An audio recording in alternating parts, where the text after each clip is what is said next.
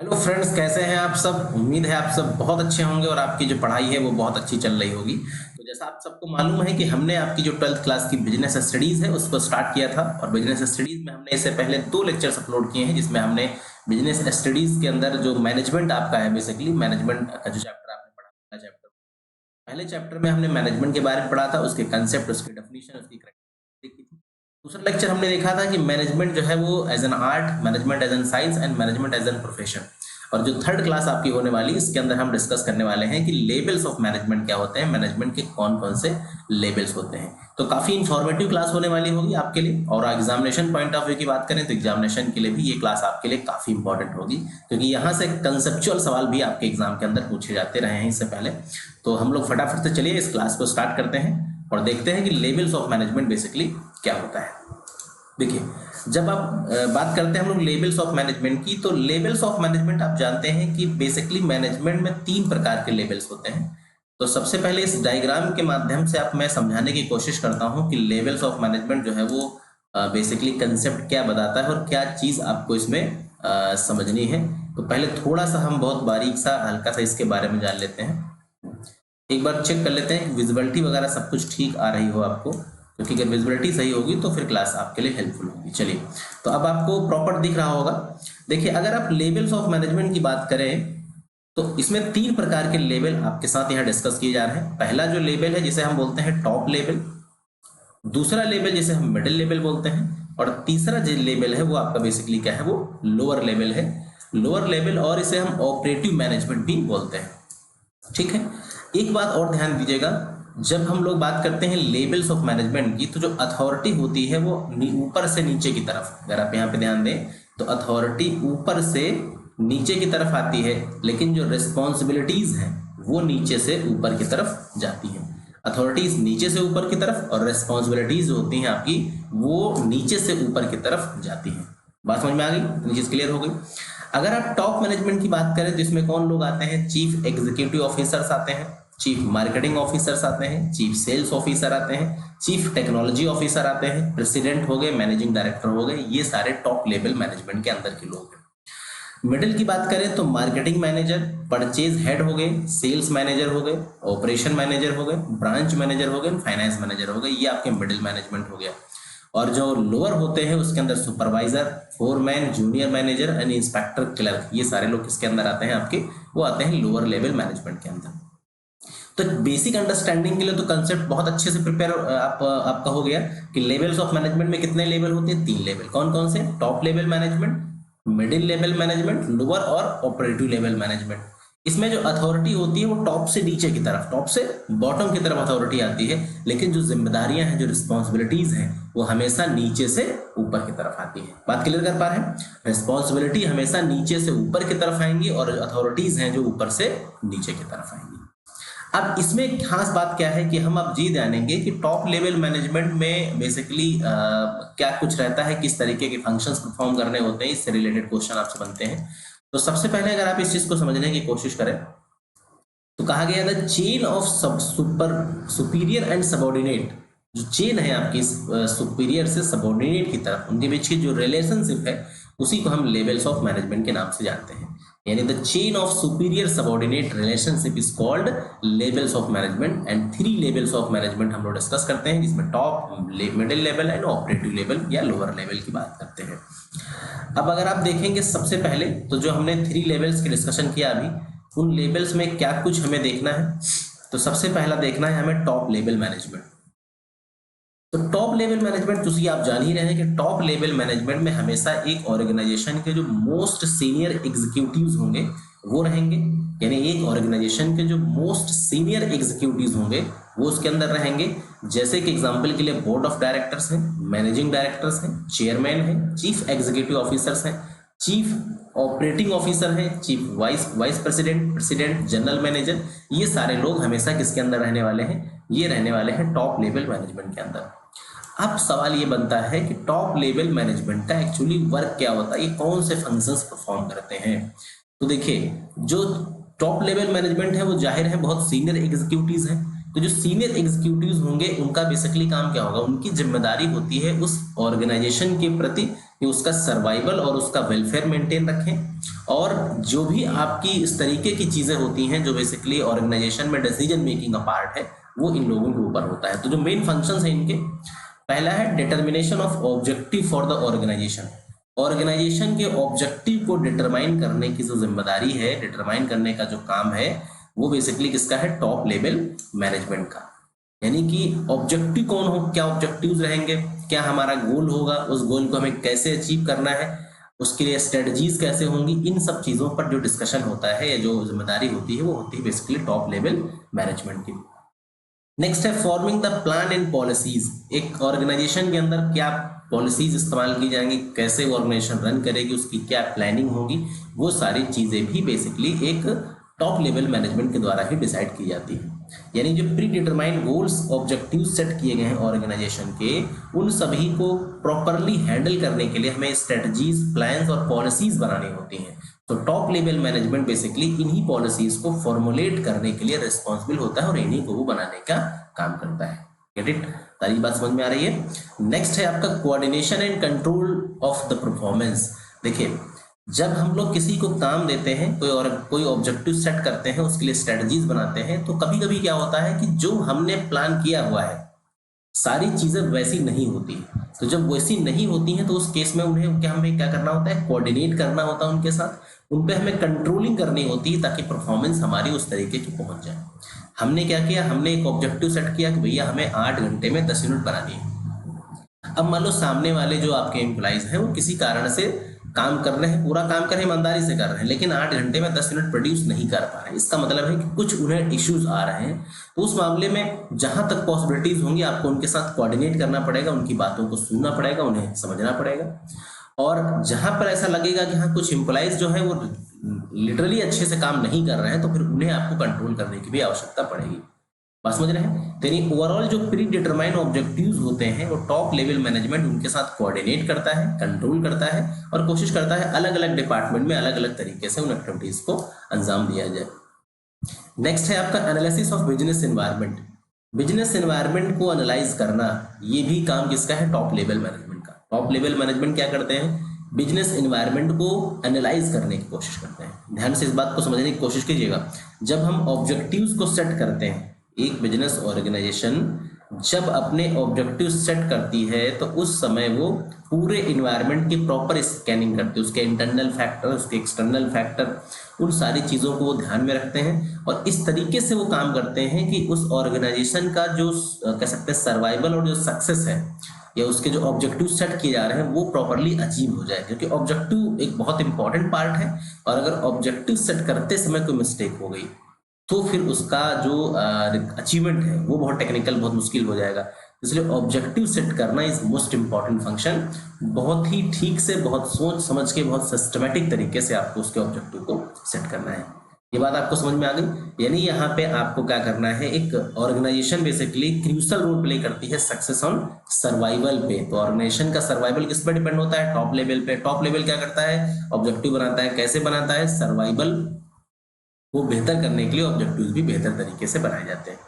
Next है setting of an organization framework. Organization के framework को सेट करना, यानी top level management basically responsible होते हैं एक ऑर्गेनाइजेशन के सक्सेस और सर्वाइवल के लिए। So it is essential to perform a proper framework structure. एक कंपनी का प्रॉपर फ्रेमवर्क स्ट्रक्चर होना चाहिए, इसमें टॉप लेवल मैनेजमेंट उसके लिए रिस्पॉन्सिबल होंगे और ऑर्गेनाइजेशन जो फ्रेमवर्क है आपका एक प्रॉपर और सक्सेसफुल एग्जीक्यूशन, यानी हर पॉलिसी का प्रॉपर और सक्सेसफुल एग्जीक्यूशन होगा, तभी जाके आप अपने पाथ पे, अपने कह सकते हैं गोल पे सही तरीके से सेटल हो पाएंगे और तभी आप सही तरीके से ऑर्गेनाइजेशन के लिए कुछ प्लान सेट कर पाएंगे। नेक्स्ट अगर हम बात करें नेक्स्ट पॉइंट की, तो नेक्स्ट है आपका एक्सेसिंग द रिसोर्सेज। एक टॉप लेवल मैनेजमेंट की ये भी रिस्पॉन्सिबिलिटी बनती है कि वो अपने रिसोर्सेज को एक्सेस करें, असेंबलिंग द रिसोर्सेज, सॉरी, यानी हमें जितने रिसोर्सेज हैं उन्हें भी वो इकट्ठा करने की जिम्मेदारी उसके ऊपर होती है। अब रिसोर्सेज में कौन कौन से डिफरेंट रिसोर्सेज हैं, जैसे कि मटेरियल हो गया, मशीन हो गई, मैन हो गया, मनी हो गया, मटेरियल हो गया। ये जो आपके 5M है, इन सारे M को अरेंज करने की जो जिम्मेदारी है वो किसकी है, टॉप लेवल मैनेजमेंट की। बात समझ में आ गई। तो टॉप लेवल मैनेजमेंट एक ऑर्गेनाइजेशन का मोस्ट सीनियर मैनेजर्स होते हैं, उनकी जिम्मेदारी होती है ऑर्गेनाइजेशन के गोल को सेट करना, पॉलिसीज को फ्रेम करना, और उसके अलावा जितने भी रिसोर्सेस लगते हैं उन सब के लिए उन सब का अरेंजमेंट करना। ये सारी जिम्मेदारी होती है किसकी, बेसिकली आपकी टॉप लेवल मैनेजमेंट की। अब हम जानेंगे कि जो मिडिल लेवल मैनेजमेंट है वो क्या होता है। तो जब हम मिडिल लेवल मैनेजमेंट की बात करते हैं तो इसे हम बोलते हैं next level of management is called middle level. तो मिडिल लेवल क्या है? Middle level basically top level management और लोअर लेवल मैनेजमेंट के बीच की एक लिंक है। आप ये कह सकते हैं कि एक पुल है जो टॉप लेवल और लोअर लेवल को क्या करता है, कनेक्ट करने का बेसिकली काम करता है। तो मिडिल लेवल मैनेजमेंट जो होते हैं वो बेसिकली सुपीरियर होते हैं लोअर लेवल या ऑपरेशनल लेवल मैनेजमेंट से, और सबऑर्डिनेट इनका बेसिकली ये सबऑर्डिनेट किसके हैं, ये टॉप लेवल मैनेजमेंट के एक प्रकार से सबऑर्डिनेट है। So middle level of organization management consist of different departments, head होते हैं, अलग अलग डिपार्टमेंट के हेड होते हैं, जैसे डिपार्टमेंटल मैनेजर्स हो गए, production manager, purchase manager, finance manager, personal manager, marketing manager. ये सारे आपके मैनेजर्स, अलग अलग डिपार्टमेंट के जो मैनेजर्स होंगे वो इसके अंदर बेसिकली आते हैं। इनका काम क्या होता है, ये क्या करते हैं कि ये इंप्लॉइज और नंबर ऑफ जो मिडिल मैन होते हैं ऑर्गेनाइजेशन के, ये बेसिकली क्या करते हैं, अपने से जो नीचे के इंप्लॉइज हैं उनकी परफॉर्मेंस को वॉच आउट करते हैं, उनकी परफॉर्मेंस को इम्प्रूव करने के बारे में प्लानिंग करते हैं, उसको प्रॉपरली तरीके से हैंडल करने का काम करते हैं। अब अगर हम इनके फंक्शंस की बात करें तो इनके भी अपने कुछ फंक्शंस हैं। इसमें इनका जो सबसे इंपॉर्टेंट फंक्शन है आपका वो क्या है, interpretation of business policies, interpretation of business policies framed by the top level management. देखिए टॉप लेवल मैनेजमेंट क्या करता है, पॉलिसीज बनाता है एक ऑर्गेनाइजेशन के लिए, उस पॉलिसीज को उसका इंटरप्रिटेशन करना, उसका एक्सप्लेनेशन करना, और एक्सप्लेनेशन करने के बाद उन सारी चीजों को लोअर लेवल मैनेजमेंट तक पहुंचाना और उनसे उस काम को अंजाम दिलाना, काम को करवाना। ये बेसिकली जिम्मेदारी होती है किसकी, आपकी टॉप लेवल में, मिडिल लेवल मैनेजमेंट की। तो यानी मिडिल लेवल जो है सबऑर्डिनेट है बेसिकली किसके हैं, टॉप लेवल मैनेजमेंट के सबऑर्डिनेट है, पहली चीज। दूसरी चीज क्या है कि प्रॉपर तरीके से उसका इंटरप्रिटेशन करना, प्लान और पॉलिसीज फ्रेम करना, ताकि टॉप लेवल मैनेजमेंट आपका जो है बेसिकली वो टेंशन फ्री रहे अपनी पॉलिसीज बनाने के बाद, और जो लोअर लेवल मैनेजमेंट है वो अपनी रिस्पॉन्सिबिलिटीज को सही तरीके से निभा पाए। ये जिम्मेदारी बनती है किसकी, फंक्शनल और मिडिल लेवल मैनेजमेंट की। नेक्स्ट है आपका selections of suitable operative and supervisory personnel. देखिए सुपरवाइजरी करने के लिए जो सुटेबल जो कर सकते हैं एम्प्लॉइज हैं उनका सिलेक्शन करना भी इनकी जिम्मेदारी होती है। To perform any functional properly organization need to require the person. हर काम को करने के लिए ऑर्गेनाइजेशन को क्या चाहिए, अच्छे लोग चाहिए। तो अच्छे लोगों को बेसिकली हायर करने का जो काम है वो किसका है, वो मिडिल लेवल मैनेजमेंट का है। वो सबसे पहले क्या करेंगे, रिक्रूटमेंट करेंगे, रिक्रूटमेंट के बाद उनका ट्रेनिंग डेवलपमेंट सिलेक्शन कराएंगे, फिर उसके बाद क्या करेंगे, उनको ड्यूटीज ऑफर करेंगे, ठीक है। ड्यूटीज के दौरान जिन जिन चीज़ों की उन्हें रिक्वायरमेंट होगी वो ऑफर करेंगे। यानी कि एक तरीके से पूरी जो ह्यूमन रिसोर्स की टीम है जो एक्चुअली काम करने वाली है उन सबका अरेंजमेंट करने का जो जिम्मा होता है वो मिडिल लेवल मैनेजमेंट का होता है। अब हम देखेंगे नेक्स्ट है assigning the duties and responsibilities. तो मिडिल लेवल मैनेजमेंट क्या करता है, लोअर लेवल मैनेजमेंट को ड्यूटीज और रेस्पॉन्सिबिलिटीज भी असाइन करने का काम करता है। Middle level management act as the superior to operation. तो आप जान ही रहे हैं कि मिडिल लेवल जो है लोअर लेवल से क्या है, सुपीरियर है। जाहिर है जब सुपीरियर होगा तो उनको ड्यूटीज वगैरह असाइन करेगा, उनकी रिस्पॉन्सिबिलिटीज को असाइन करेगा और उनको जिम्मेदारी देगा और उसकी अकाउंटेबिलिटी भी देखेगा कि आप वो काम क्या कर रहे हैं। और मौका लगेगा तो जब जरूरत पड़ने पर वो कहीं ना कहीं जहां जहां पर जरूरत पड़ेगी वहां उनके साथ वो कोऑर्डिनेशन भी बनाए रखेगा। अब आते हैं नेक्स्ट पे हम लोग, ये है motivating the employees to get the desired objective. एक ऑर्गेनाइजेशन के डिजायर्ड ऑब्जेक्टिव को पूरा करने के लिए वो अपने एम्प्लॉइज को क्या करता है, मोटिवेट करता है। लोअर लेवल मैनेजमेंट के जो लोग होते हैं उन्हें क्या करता है, वो प्रॉपरली मोटिवेट करता है ताकि वो अपने डिजायर्ड गोल तक इजिली पहुंच सके। बात समझ रहे हैं। देखिए जिम्मेदारी उसकी बनती है कि उसे लोअर लेवल मैनेजमेंट से काम करवाना है, लेकिन उन्हें मोटिवेट भी करना है, उन्हें इतना मोटिवेट करे ताकि वो अपने काम को लेकर बिल्कुल बेटर तरीके से काम करे, अपनी 100% कैपेसिटी का इस्तेमाल करें। क्योंकि मोटिवेशन जो है ना बेसिकली अपने आप में एक बहुत इंपॉर्टेंट रोल प्ले करता है किसी भी काम को। तो जहां जहां आवश्यकता है, जहां जहां जरूरत है वहां उन्हें प्रॉपरली मोटिवेट भी करना पड़ेगा और मोटिवेट करना चाहिए भी, ठीक है। नेक्स्ट है आपका cooperative with the entire organization. पूरी ऑर्गेनाइजेशन के साथ कोऑपरेशन मेंटेन करना जो है आपका मिडिल लेवल मैनेजमेंट का काम है। जैसा स्टार्टिंग में इस पर बात हम लोग कर रहे थे कि ये क्या, इनका काम क्या होता है, इनका काम होता है टॉप लेवल और लोअर लेवल के बीच में एक बहुत महत्वपूर्ण कड़ी है, यानी बहुत महत्वपूर्ण इनका रोल है। तो दोनों के बीच में कोऑर्डिनेट करना है इन्हें। अब जब दोनों के बीच में कोऑर्डिनेट करना है तो इनकी जिम्मेदारी अल्टीमेट पूरी ऑर्गेनाइजेशन के प्रति बन जाती है। एक मोस्ट इंपॉर्टेंट लिंक है टॉप लेवल और मैनेजमेंट के बीच में। सो दैट मीन्स कि इनकी जो रिस्पॉन्सिबिलिटीज है वो एक्स्ट्राऑर्डिनरीज हैं, बहुत ज्यादा रिस्पॉन्सिबिलिटीज बन जाती हैं। अब आते हैं लोअर लेवल मैनेजमेंट पे। लोअर लेवल मैनेजमेंट जो है बिल्कुल बॉटम लेवल मैनेजमेंट है, जिसका काम जो है वो एक बिजनेस ऑपरेशन से जुड़ा हुआ है। So last level of management is the lower level management and it is also known as supervisory और ऑपरेशनल मैनेजमेंट। ये क्या है, ये एक्चुअली जो काम परफॉर्म होता है ये उसको मैनेज करने का काम करते हैं। So the manager at the lower level plays a crucial role in the proper management. Proper management में सबसे crucial role basically किसका होता है, lower level management का होता है। यानी they directly interact with the actual workforce. ये actual workforce से directly interact होते हैं। उन्हें ये क्या कर सकते हैं, इंटरप्ट कर सकते हैं, उन्हें इंस्ट्रक्शन देते हैं, और उन्हें जब इंस्ट्रक्शंस देखते हैं तो उनकी रिस्पॉन्सिबिलिटीज अथॉरिटीज जो होती हैं लोअर लेवल मैनेजमेंट की, वो पूरी की पूरी डिपेंडेंट होती हैं इन्हीं लोगों पर। यानी जो वर्कफोर्स होगा वो क्या काम करेगा, वो सारी की सारी चीजें जो होती हैं वो उन तक डिस्कस करते हैं लोअर लेवल मैनेजमेंट। और जो टॉप लेवल मैनेजमेंट ने जो पॉलिसीज बनाई हुई हैं, जो प्लान्स बनाए हुए हैं, उन सबको लोअर लेवल मैनेजमेंट को समझाना और उसी प्लानिंग के अकॉर्डिंग एग्जैक्टली काम करवाने का जो काम है वो है किसका, लोअर लेवल मैनेजमेंट का। तो जमीनी स्तर पे काम करने वाले जो लोग हैं वो आपके लोअर लेवल मैनेजमेंट के अंदर आते हैं, जिसमें फोरमैन और सुपरवाइजर इस तरीके के लोग होते हैं जो एक्चुअली जमीनी स्तर पे काम करते हैं। अब आता है इनके कुछ फंक्शंस हैं, तो इनके अपने कुछ फंक्शंस पर डिस्कशन कर लेते हैं। तो इनका पहला फंक्शन है issuing of order and instructions. देखिए, ऊपर से जो ऑर्डर मिलेंगे उन ऑर्डर को इशू करना, उन्हें इंस्ट्रक्ट करना, एज इट इज जो ऑर्डर्स मिलते हैं उनको नहीं, उसमें कुछ मॉडिफिकेशन किए जाते हैं, जिन जिन चीज़ों की जरूरत पड़ती है उन सारी चीज़ों को मॉडिफाई करने के बाद उन्हें क्या करते हैं, ऑर्डर इशूज करने का काम किया जाता है। तो ऑर्डर किसको इशू करे जाते हैं, वर्कर को, सुपरवाइजर को, और इंस्ट्रक्ट किया जाता है कि उनकी रोल्स क्या है, उनकी रिस्पॉन्सिबिलिटीज क्या है, उनकी अथॉरिटीज क्या है। इसके अलावा उन पर प्रॉपर कंट्रोलिंग भी बनाए रखी जाती है। तो ये बेसिक पहला काम है। दूसरा है preparations of plan for activities. तो यानी जो जो एक्टिविटीज हम परफॉर्म करने वाले हैं उसके लिए हम पहले से प्लान सेट करना। यानी लोअर लेवल मैनेजमेंट क्या कर रहा है, जो एक्टिविटीज आप परफॉर्म करने वाले हैं उसकी अपनी प्लानिंग सेट करना, उस प्लानिंग के थ्रू काम करना, ताकि काम जो है आपका सही डायरेक्शन में, सही तरीके से, बहुत अच्छे तरीके से परफॉर्म किया जा सके।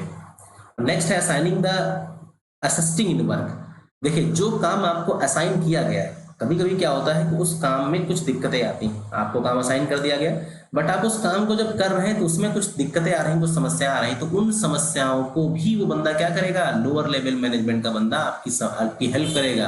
काम करने में तकलीफ होगी, काम करने में समस्या होगी, ट्रेनिंग की रिक्वायरमेंट होगी तो आपको ट्रेनिंग प्रोवाइड की जाएगी, एक्स्ट्रा हेल्प की आवश्यकता होगी वो प्रोवाइड किया जाएगा। यानी हर तरीके से वो एम्प्लॉय की हेल्प करेगा ताकि उसकी बेटर परफॉर्मेंस जो है उससे बाहर निकाली जाए। क्लियर है? रिप्रेजेंटिंग वर्कर्स ग्रीवेंसेस, इस बात पे गौर कीजिएगा, जब आप लोअर लेवल मैनेजमेंट पे काम कर रहे हैं तो बहुत सारी समस्याएं होती हैं, वर्कर्स में आपस में मतभेद हो जाते हैं, तमाम समस्याएं होती हैं, लड़ाई झगड़े हो जाते हैं, उन सभी को निपटाने का भी काम करवाएगा बंदा। पर्सनली अगर किसी इंप्लॉयज की कुछ ग्रीवेंसेस हैं, कुछ समस्याएं हैं, तो उनको भी वो शॉर्ट आउट करने का काम करेगा। यानी वो ऐसा माहौल बना के रखेगा कि जो भी दिक्कतें होंगी वो बहुत आराम से उन्हें हैंडल किया जा सके। नेक्स्ट है ensuring a safe and proper working environment. देखिए, बेहतर काम करने के लिए अच्छा एनवायरनमेंट भी होना बहुत जरूरी है। तो बेहतर एनवायरनमेंट प्रोवाइड करने का काम कौन करता है, ये भी आपका लोअर लेवल मैनेजमेंट ही करता है। बेटर एनवायरनमेंट दिया जाएगा, सेफ एंड हेल्दी एनवायरनमेंट होगा, जहां पर आपको प्रॉपर वर्किंग कंडीशंस मिलेंगी, प्रॉपर तरीके से आपको चीजें मिलेंगी, अच्छा एटमॉस्फेयर आपको मिलेगा, एक दूसरे के प्रति आप को कहीं ना कहीं कुछ ऐसी चीजें मिलेंगी जो आपको बेहतर फीलिंग प्रोवाइड कराएंगी, जिससे आप बेहतर काम कर सकते हैं। और helping the middle level management, और लोअर लेवल मैनेजमेंट सिर्फ और सिर्फ लोअर लेवल से ही काम नहीं कराते हैं, मिडिल लेवल मैनेजमेंट की भी तमाम तरीके से उनकी हेल्प करने का काम करते हैं। हेल्प इस लिहाज से करते हैं कि कुछ ऑब्जेक्टिव्स होते हैं, कुछ फंक्शंस होते हैं जो बेसिकली है मिडिल लेवल मैनेजमेंट के, लेकिन उनको भी परफॉर्म करने की जिम्मेदारी है, उनको भी परफॉर्म कराने में मदद करने का काम लोअर लेवल मैनेजमेंट का होता है। और लास्ट इसका जो फंक्शन है वो इनकरेज इनिशिएटिव ऑफ एम्प्लॉइज।